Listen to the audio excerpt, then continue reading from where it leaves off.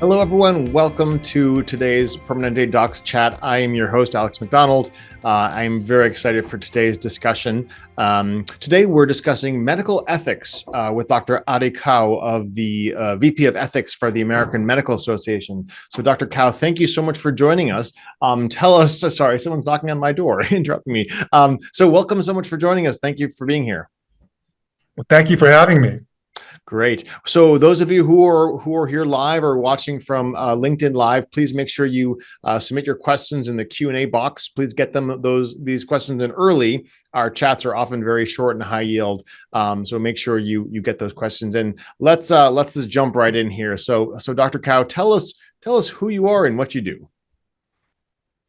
So I am the VP for Ethics at the American Medical Association, and in that role, I oversee the educational and policy setting activities involving topics in ethics for the AMA. I'm also the editor-in-chief of the AMA Journal of Ethics, which is a peer-reviewed monthly ethics journal that explores topics in medicine and healthcare. Wonderful. So clearly a lot of experience and knowledge to pull from. So I'm excited for our chat today. So maybe for those who are not as familiar with the field of medical ethics in general, like how would you sort of explain or kind of in some broad strokes explain what medical ethics is and is not? Yeah, I mean, I think most doctors have heard of this term, the art and science of medicine. And so in general, ethics deals with the non-scientific part of the practice of medicine, of good doctoring. And that draws on, deep histories within the practice of medicine that go back 2,000 years to the Hippocratic Oath. And it's really an expression of the values that comprise what good doctoring is. So compassion, empathy, values of that sort. Yeah. And when I think of sort of ethics in my mind, I think of sort of doing the right thing for the patient, for the physician, for the healthcare industry in general. And then also the other piece, really trust, because trust is so foundational. Without trust, you don't have that patient-physician relationship. And no matter how much data and science you have, it just doesn't work the same way. So can you tell us how trust is such a critical component to medical ethics? Yeah, trust is a cornerstone of the therapeutic doctor-patient relationship, because without that, patients are unlikely to share personally sensitive medical information. And sometimes trust is all we have in terms of therapeutics for patients. What I mean by that is that there are times when there's not much the science of medicine can do. Right. So just being with the patient, being their companion during their suffering or during the last months and weeks of their life is really emblematic of the art of medicine and the importance of the earned trust that patients have in physicians and the profession as a whole. Yeah. That brings up sort of a memory for me. I remember I was probably maybe 1 or 2 years out of residency and practice.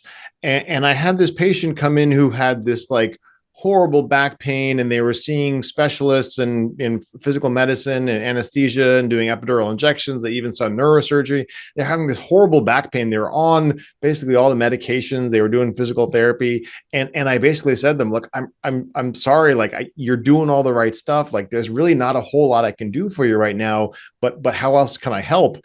And the patient just sort of looked at me and was like, well, you listened to me and that was worth it. That was worth my copay. Am I coming in for the visit today? And so I think sometimes we get caught in this mindset of we have to do something as physicians, but sometimes we can literally just bear witness and be present with our patients, and that's so powerful.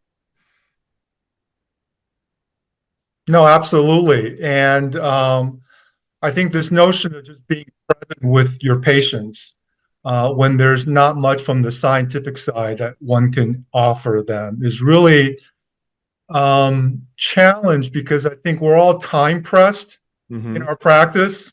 the 10-minute, follow-up visit, the 30-minute new patient visit. Yeah. Sometimes it can feel more transactional than Hmm. relational. And Hmm. I think that that's where we need to keep focus on that dimension of the doctor-patient relationship, I think. Yeah, I mean, as a family medicine physician and primary care physician, I could not agree more that longitudinal relational based care is just so much more personally fulfilling and professionally fulfilling for me. And I feel like the patients get a lot more out of it. I've had some patients waiting, weeks and weeks to come see me versus seeing somebody, in urgent care or one of my colleagues because they know me and they trust me. And so I swear that as an honor in many respects too. Well, so let's switch gears a little bit here. So there's sort of a lot written about sort of maybe this perceived tension between sort of ethics and ethical decision making versus sort of evidence-based medicine. And do you think there's sort of a tension between those two, or are those complementary? How should physicians think about the relationship between ethics and evidence? Yeah. So I think ethical decision making requires that we take into account patients' values and preferences. Mm-hmm. And so practicing evidence-based medicine should not and does not preclude taking into account patient values. Yeah. So I don't view it as necessarily a tension from that standpoint. I do think that for physicians, one of the challenges in space medicine, um, um, practicing medicine is not cookbook. And what I mean by that is, if it was, anybody could do it. Right. And so the challenge of practicing evidence-based medicine is knowing when those um, protocols or evidence-based approaches Mm-hmm. is appropriate for the individual patient in front of you. And more importantly, when it's not, and when you would deviate from evidence-based medicine. Mm-hmm. And I think it's important for physicians to be clear about why they are following evidence-based practices, and more importantly, when they are not. Because when you are not, then you have to be clear about why you don't think the current evidence is either valid or applicable to the individual patient in front of you. Mm-hmm. It's interesting. I think a lot of what we do, especially in primary care, I think is very intuitive. You can't read that in a textbook. You can't look that up online. A lot of it just comes from a lot of experience in terms of like, I think this SSRI is going to help you. There's no evidence that one SSRI is better than another when it comes to treating depression or anxiety. And sometimes it's sort of just a gut reaction. When I'm working with residents, sometimes they ask me, they're like, well, why'd you pick that one? And I look at them and I say, I don't know. It's just my gut reaction, and we'll try it and see what happens. And no algorithm could do that, I guess. Yeah, I mean, what you're describing is how, I guess, medicine has been long practice, right? Clinical experience and judgment, right? Mm-hmm. Whether it's our N of one or N of two, right? Right. That we see as physicians. Evidence-based medicine has only been around for about 30, 35 years. Mm-hmm. And that's well and good, because I think we need strong evidence to support, the recommendations that we make for our patients. But at the same time, it's not cookbook. Right. Exactly. I agree with you. Well, and that actually leads me perfectly into my next question regarding, AI and medicine, right? So a lot of sort of machine learning and augmented intelligence or artificial intelligence, whatever you want to call it, is really kind of, finding its way into every industry, healthcare no different. And how do you think that using ethical considerations with the rapid evolution of AI and machine learning is going to impact medicine? Yeah, I mean, I think if I could, I'm tempted to, in real time ask Chat GPT the answer to your question right now, but Oh, obviously let's I do it. can't. I can't, but I raised that maybe starting just to think about how AI is going to impact the doctor-patient relationship. And From the patient side, as more of these AI chatbots get developed, doctors are going to confront a higher level of patients bring in their chat GPT response to some question, right? All of us who've been in practice during the internet age all know the reams of, printed out websites that patients bring to us. Yep. And that's probably going to happen to a very greater degree going forward.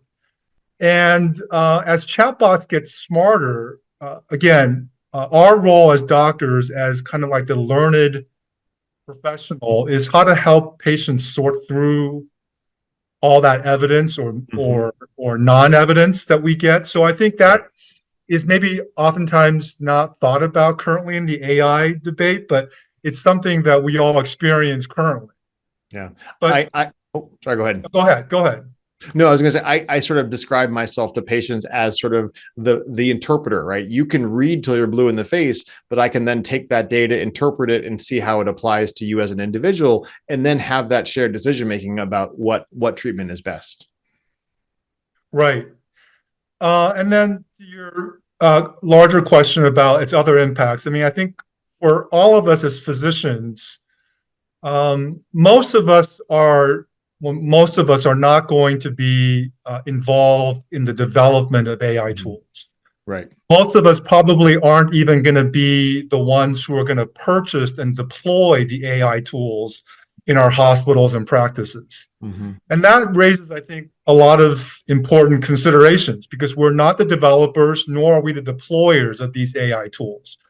So having transparency, what I mean by that is as frontline clinicians and frontline physicians, AI tools can be a black box, right? Like, how can this AI tool be a valid and useful clinical decision support system, right?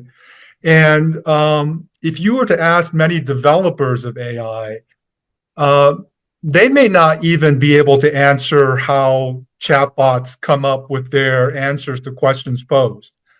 And that's both revealing in terms of what we as physicians need to hold developers and deployers of AI accountable for, in terms of knowing how algorithms arrive at their decisions, which gets back to your earlier questions about evidence base, right? What kind of evidence base do they draw on with these algorithms to arrive at decision support recommendations for physicians? So I think that's a really important point that needs to be addressed before these AI tools are widely deployed.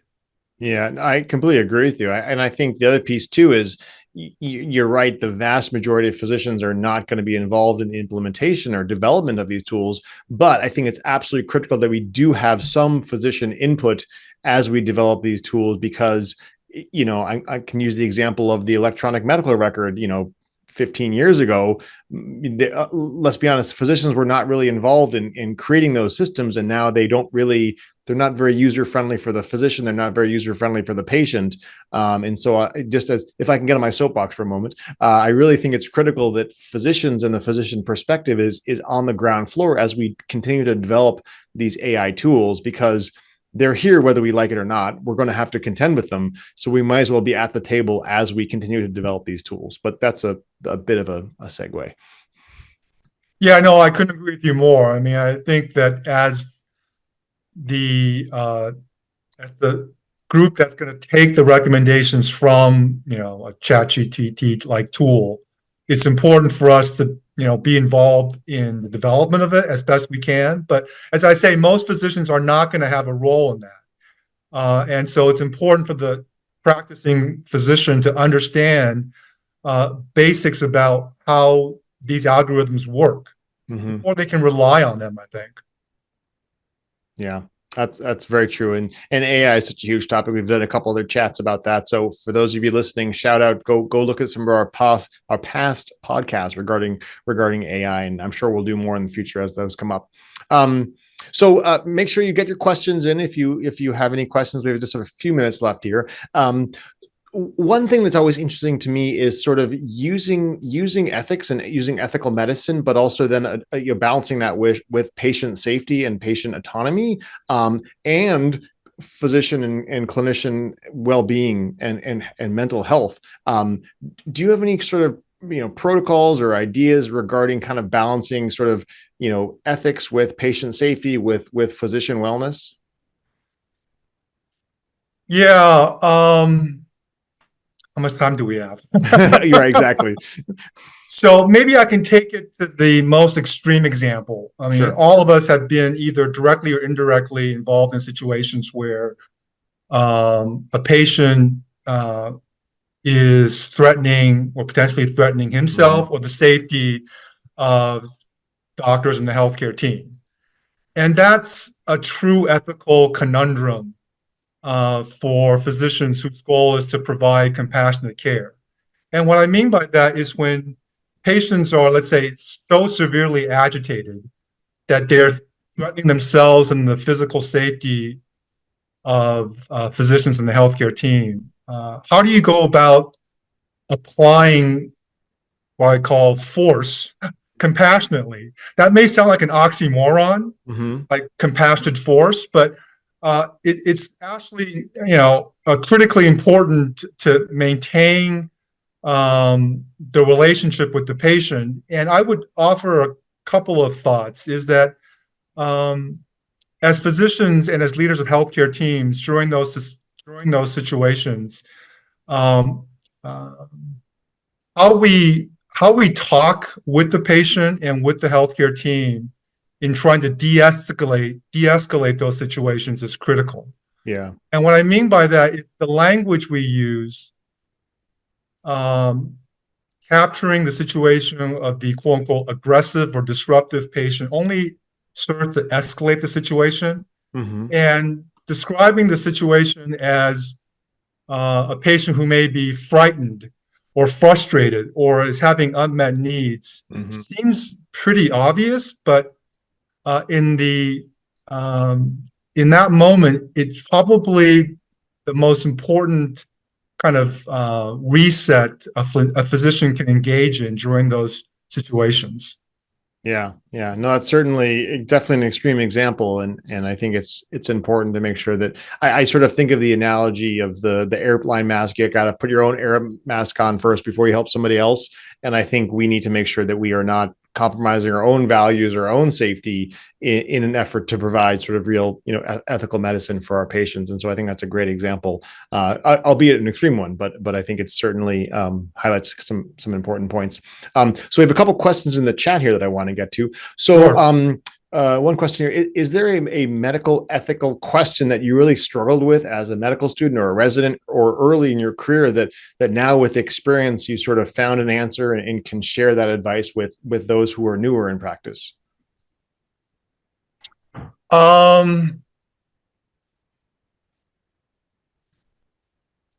So as a student, one of the challenges is that what do you do when you observe unethical behavior Yep.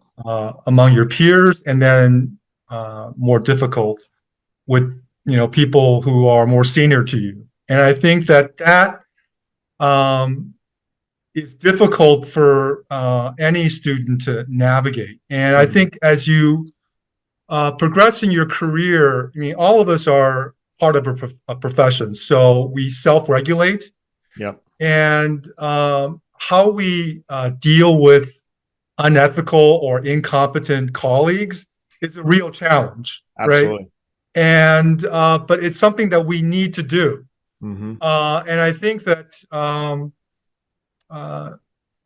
how one goes about honoring that responsibility of self-regulation and policing thyself is not easy. And my only tip practical tip is that it's important to kind of engage that potential person before kind of taking it to the next level. I think that's critically important.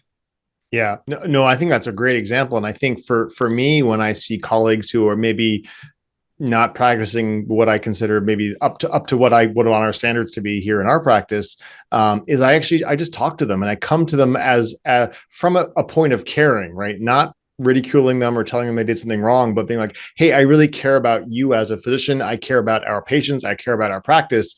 How can I help?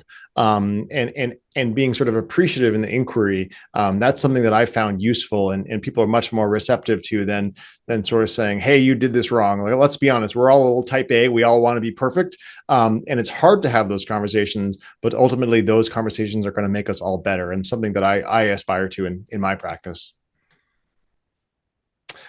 Great. Well, this has been phenomenal. I have one last question, and it's my favorite question, and one that people kind of struggle with the most. What makes you most proud to be a physician?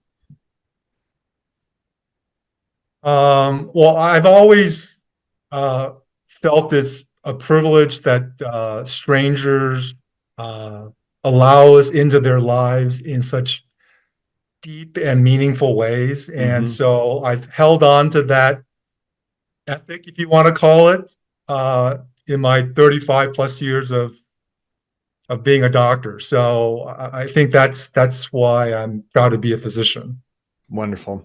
And for those listening who want to learn more about medical ethics, where do you recommend they learn more or find more information?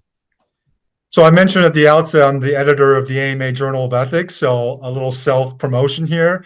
It's an open access journal. So our URL is journalofethics.org. I would also have people go to the AMA Code of Medical Ethics, which provides a valuable resource for guidance. And that URL is amaethicscode.org. Right. Well, thank you so much, Dr. Kao, for your time. We really appreciate you joining us and sharing your expertise. My pleasure.